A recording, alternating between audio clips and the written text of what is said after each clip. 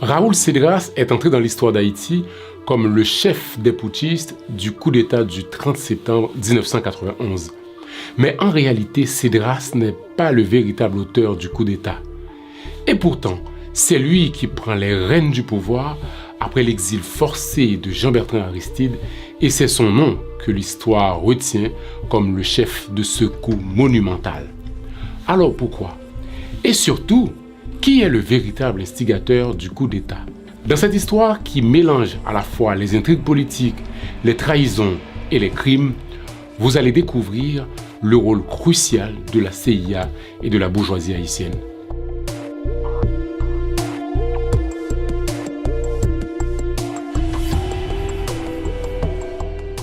Raoul Cédras est né en 1949. Il est issu d'une famille mulâtre et bourgeoise de Jérémie. Il fait partie de la première promotion de l'académie militaire inaugurée en 1971. Il sort major de sa promotion qui compte d'autres hauts gradés de l'armée comme Philippe Biambi ou encore Jean-Claude Duperval. Brillant officier de l'armée d'Haïti, Raoul Cédras est choisi en 1990 pour diriger le comité chargé de la sûreté des élections où Jean-Bertrand Aristide sortira vainqueur. Pour le récompenser, le nouveau président élu le nomme lieutenant général et commandant en chef des forces armées d'Haïti. 7 mois plus tard, Cédras allait le trahir. Afin de cerner la personnalité de Raoul Cédras, arrêtons-nous un peu sur la chronologie des événements du coup d'État. Le dimanche 29 septembre 1991, Michel François, le chef de la police nationale, et ses hommes s'emparent du corps des engins lourds qui se trouve à ce moment-là au camp d'application sur la route de Frères dans l'ancienne caserne des Léopards. Ils font feu sur tout ce qui bouge. Une fusillade éclate. Rapidement, les hommes de Michel François prennent le dessus. Des soldats tombent, d'autres négocient. La suite, je l'ai déjà dit. Michel François prend le contrôle du corps des engins lourds. Le pouvoir est de son côté. C'en est fini Aristide. Dès le lendemain, c'est-à-dire le 30 septembre 1991, la répression commence. Michel François n'est pas stupide. Il sait que son principal adversaire va être le peuple majoritairement acquis à la cause d'Aristide et qu'il faudra avant tout mater et neutraliser le peuple qui va sortir en masse pour manifester contre le putsch. Alors qu'est-ce qu'il va faire? Il fait boucler les quartiers populaires pour empêcher le peuple de sortir. Michel François a donc réussi là où Roger Lafontan a échoué quelques mois plus tôt. Pourquoi? Eh bien parce que Lafontan, malgré son audace et son autorité, ignore tout de la stratégie militaire. À l'époque, tout bon stratège militaire sait que pour réussir un coup d'État en Haïti, il faut d'abord s'emparer de la compagnie des blindés, là où se trouve le corps des engins lourds de l'armée. Lafontan s'était contenté de s'emparer du palais national, alors que le cœur de la force militaire ne s'y trouvait plus. Il faut dire qu'avant l'élection de Jean-Bertrand Aristide, le corps des engins lourds se trouvait au Palais national. Mais le prêtre, une fois élu président, a demandé à le déplacer au motif que toutes ces armes lourdes l'empêcheraient de dormir au palais. Il disait avoir peur de ces armes fan-froid, qui pourtant pouvaient assurer sa sécurité. Donc, il les a fait déplacer ailleurs. C'était là l'erreur fatale de Jean-Bertrand Aristide, parce que Michel François n'aurait pas pu pénétrer aussi facilement au Palais national. L'officier supérieur Gérard Salomon, qui était le chef du corps des engins lourds, ne se trouvait pas dans le pays à ce moment-là. À son retour, il a tenté de regagner son poste, mais les militaires putschistes qui gardaient le bâtiment lui ont tiré dessus. Il a failli perdre la vie. Après cette attaque, un des proches de Michel François, Claudel Zamor, prend la tête du corps des engins lourds et Gérard Salomon a dû s'enfuir pour sauver sa vie. Raoul Cédras ignorait la préparation de ce coup d'État. La veille du putsch, il était même au téléphone avec le président Jean-Bertrand Aristide, l'assurant de sa loyauté. Il disait à ses officiers qu'on ne doit plus tolérer les tentatives de déstabilisation du gouvernement. Et il était sincère à ce moment-là. Mais qu'est-ce qu'il s'est passé pour que le général change son fusil d'épaule dans les heures qui suivent. Au moment de l'attaque de Michel François, Raoul Cédras, informé de la situation, rassurait tout le monde, Aristide en premier, qu'il allait rapidement prendre les choses en main et rétablir l'ordre. À ce moment-là, il était joignable au téléphone et passait des instructions aux officiers supérieurs. Mais à mesure que les heures passent, le général n'était plus joignable. Son téléphone devient constamment occupé. Entre-temps, le bruit court dans la population que Jean-Bertrand Aristide a été renversé par un coup d'État. Sans surprise, les gens sont sortis en masse dans la rue pour manifester leur mécontentement. Ils se rassemblent au Champ de Mars autour du Palais national. Les soldats leur tirent dessus et les gens tombent comme des mouches. Ce massacre a été ordonné par Michel François. Mais qui était ce sinistre personnage? Depuis tout à l'heure qu'on parle de lui, on ne vous l'a pas encore présenté. Joseph Michel François, qui contrôlait le trafic de drogue en Haïti, a joué un rôle de premier plan dans les escadrons de la mort sous le général Henri Namphy. Il était le chef de la police nationale. Ça, on l'a dit plus haut. Il était le fils d'un proche de François Duvalier, membre de la garde présidentielle.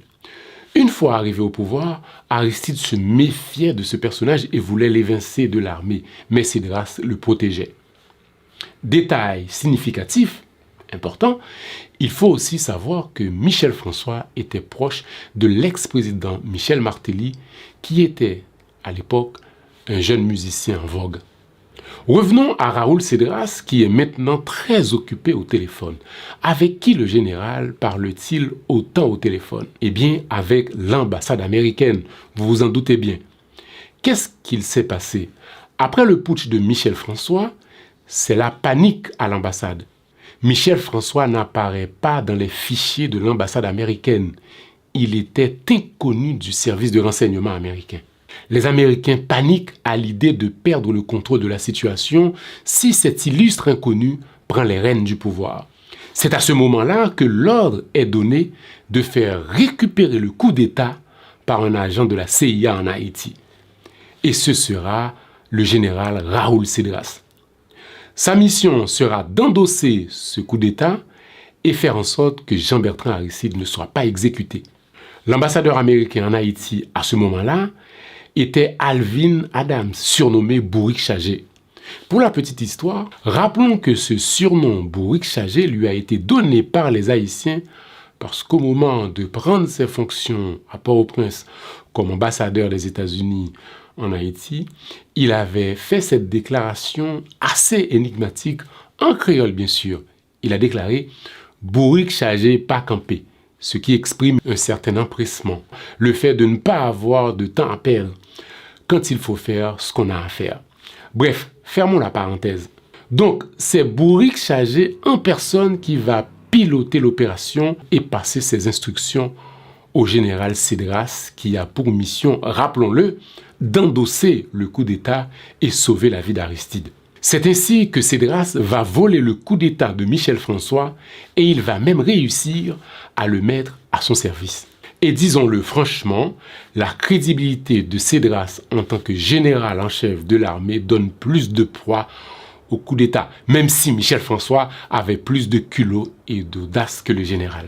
Il faut aussi rappeler que le coup d'État avait arrangé les affaires de Raoul Cédras, parce qu'il aurait pu empêcher ce putsch s'il le souhaitait.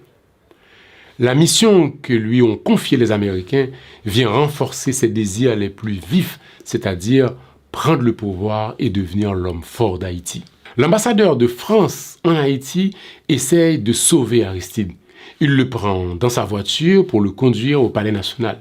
La voiture est interceptée et Aristide est arrêté et amené au chef, qui n'est autre que le général Cédras. À ce moment-là, Cédras sait qu'il a le contrôle de la situation.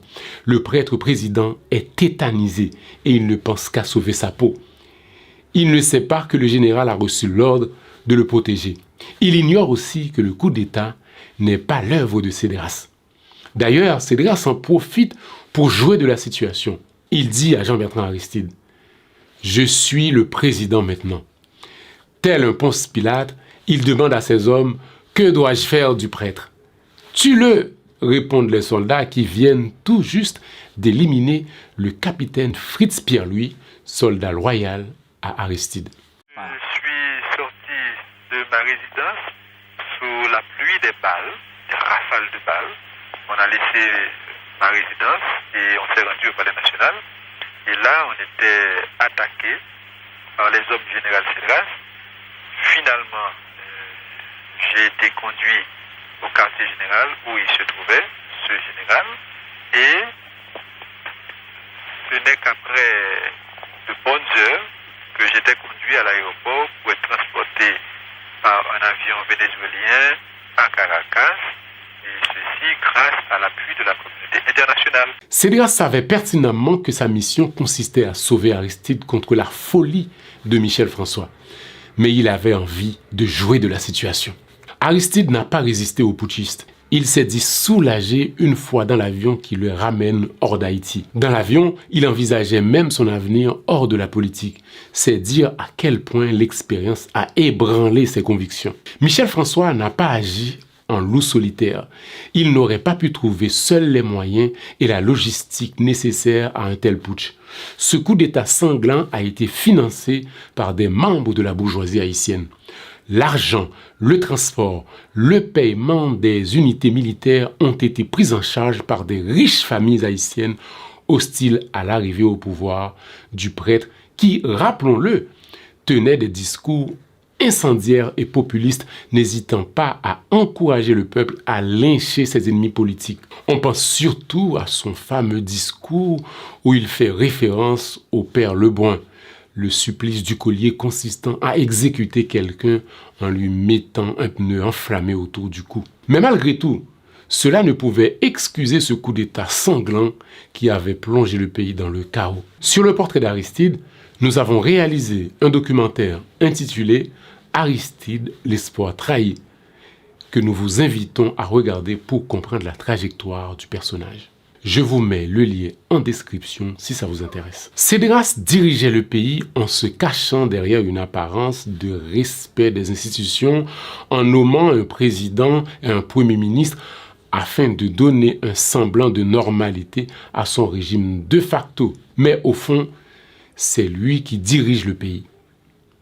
D'ailleurs, quand il fallait négocier avec l'international du retour d'Aristide et de l'amnistie des putschistes, c'était bien sûr par le général que cela devait passer. Le général qui a trahi son président entend désormais mettre de l'ordre dans les institutions. Il explique les raisons du coup d'État. Je ne suis pas un massacreur et je n'ai jamais tué personne. Et je n'ai jamais donné l'ordre de tuer personne. Si j'étais un massacreur, le président Aristide n'aurait pas pu laisser le pays. Vous aviez la réputation d'être un modéré. Est-ce que vous pensez que... Je le suis toujours. Je suis un légaliste et je respecte l'ordre constitutionnel. Pourquoi un coup d'État? On avait certains signaux que le gouvernement n'allait pas respecter le fonctionnement normal des institutions du pays. Quelles sont les garanties que nous avons quand les députés sont malmenés, quand la Constitution n'est pas respectée, et quelles garanties pouvons-nous avoir? La presse internationale surnommait Raoul Cédras grand spécialiste des manœuvres dilatoires, c'est-à-dire qu'il savait utiliser tous les subterfuges pour gagner du temps et rester au pouvoir le plus longtemps possible. Quand Washington annonce le déploiement des Marines en Haïti pour rétablir l'ordre, Cédras mobilise les membres de la milice FRAPP pour faire diversion. Ces pauvres miliciens devaient affronter les Marines américains. La situation a de quoi faire rire.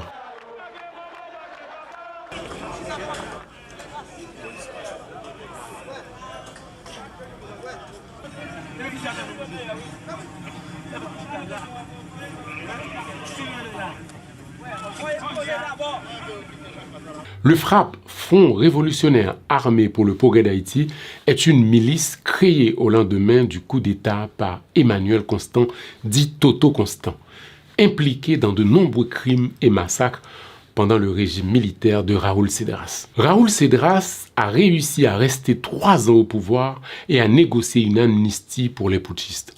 En octobre 1994, les Américains lui ordonnent de quitter le pouvoir. Il démissionne et s'exile au Panama. Michel François, quant à lui, trouve refuge en République dominicaine avant de s'installer au Honduras où il meurt en 2017. Raoul Cedras a capitalisé sur les circonstances tumultueuses du coup d'État de 1991 en Haïti pour réaliser ses propres aspirations politiques. Bien qu'il n'ait pas été l'architecte initial de la conspiration, il a su jouer habilement son rôle, endossant le pouvoir tout en se cachant derrière des présidents fantoches dont tout le monde sait qu'ils n'ont absolument aucun pouvoir et dont on se rappelle à peine les noms. Je crois que le premier s'appelait Joseph Néret et le second Émile Jonassin. Tous les deux étaient des juges de la Cour de cassation. En utilisant les instructions des Américains comme une opportunité pour consolider son emprise sur le pays, Raoul Cedras a navigué dans les eaux troubles de la politique haïtienne. Pendant 3 ans au pouvoir, il a su manipuler les négociations internationales et les jeux politiques locaux pour garantir sa position, jusqu'à obtenir une amnistie pour les putschistes. Aujourd'hui, Raoul Cedras, âgé de 74 ans, cela coule douce au Panama sans être inquiété.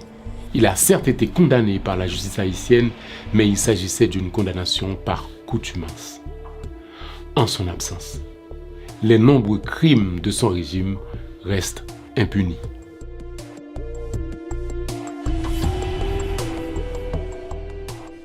Merci d'avoir suivi ce numéro d'une page d'histoire.